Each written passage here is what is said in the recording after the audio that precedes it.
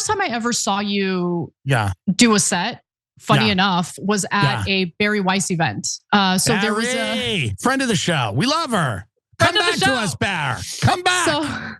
So it was in It's downtown all LA. fixable, Barry. It's all repairable. It was in downtown LA. It was a debate on something having to do with feminism. Yeah. Feminism, new wave feminism. She had me do the debate and they paid me a lot of money. You did the set before the debate? The set, right. The set was amazing. And I was like, oh, I really like him. Yeah. And I figured like you guys are good friends. And then we were friendly, yes. And then you started speaking out against what's been going down with Israel. Yeah. And things seem to have changed. Like you hint at it a lot on your show. Yeah. So what happened? Bari is a one-issue voter. I don't think that's a shock to anyone. I think Bari is deeply worried about anti-Semitism. I think anti-Semitism's bad, and that it's not something to ignore. But I don't think it's the only thing to ever think or worry about. And I think Bari believes that her job is to kind of draw lines around any criticism of Israel.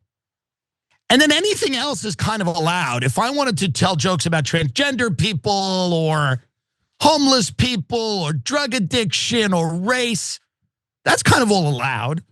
I think when you touch that particular issue, that was the straw that broke the camel's back. Like that was when I had a very nice text exchange with her, maybe, I forget, maybe a year ago. And she was basically like, you're part of a cultural space where the anti-Semitism and blah, blah, blah, blah, blah, blah.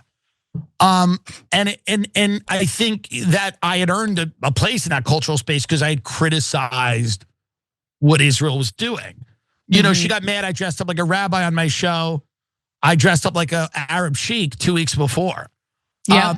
There was nobody had a problem with that. But I think she feels that I've had these arguments with people about this particular issue where they just shut you out. You're just done. It's very interesting. I have friends I disagree with. I disagree with Tucker on a lot of stuff. I adore Tucker. I think he's great. And he's a very interesting person to talk to, and he's a lot of fun. I don't agree with him on everything, but I have so many friends I don't agree with. Who cares? I agree with them on definitely a lot of stuff and some important stuff. But to me, there are people, and that's okay, where this one issue, you are shut out. They won't even debate you. They won't and I don't even mean publicly or anything, but privately, they won't even really engage. Well, but You're Tim, just shut out. But Tim, how do you expect them to engage? How do you expect them to defend the indefensible? They never have a sound argument, a cogent argument. It's always, I'm going to spear you. You're anti-Semitic, and that's it. Yeah. And it's just no, you actually have to engage with the substance of my argument. Okay, answer to what I'm saying here. And if you don't agree, tell me why. They could have said, all these new condos we're building, maybe you get one. And they show me the finishes. They go, we do a marble in the bath. We're going to do kind of a man-made stone in the kitchen because of, we don't want it to stain. Sustain. You want the quartzite, obviously. Yeah, you want the quartzite. No, I don't know. I agree with you. I just, again, I have no ill will towards her personally. I know that she, I probably will never speak to her again. I think that, she's running CBS News. It seems to be going very well. And I congratulate her on that. It seems to be on the up and up, I think, as a brand. But other than that, I have nothing to say. I mean, they're lovely people. I wish everyone well. All right, that's fair enough. Sad I can't wait till Ghislaine Maxwell gets NBC News. What if Ghislaine Maxwell gets NBC News? Hello, darling. Welcome to the Today Show. I'm Ghislaine Maxwell. I mean, and we'll say Ghislaine's father was in media. She's built for it. She's built for it. She's an attractive looking lass. Give it to her.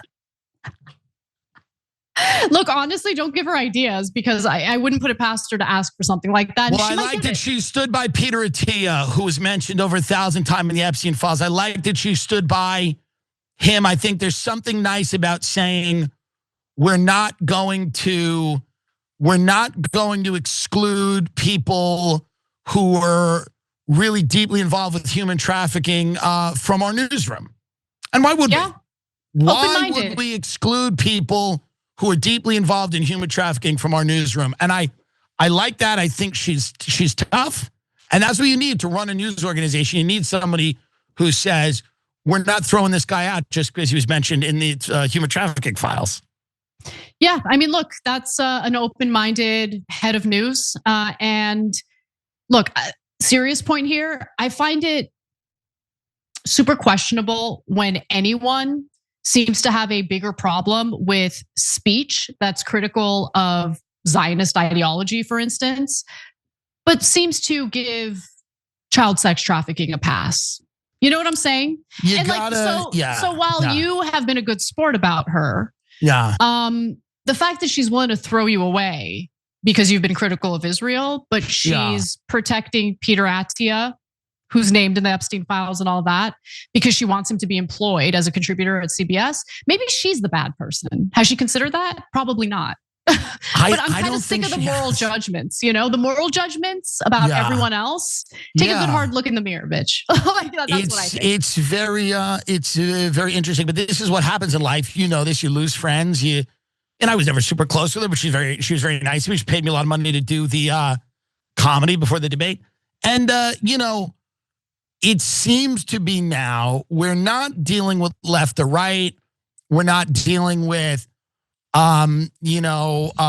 nationalists or, global or whatever it is.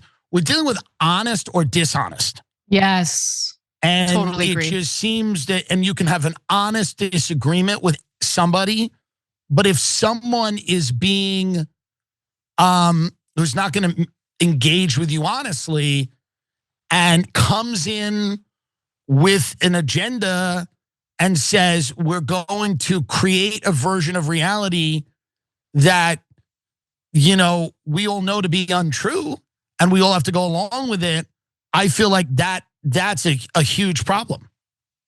Yeah, I agree. I totally agree. Every time you ring the bell below, an angel gets his wings. Totally not true, but it does keep you updated on our live shows.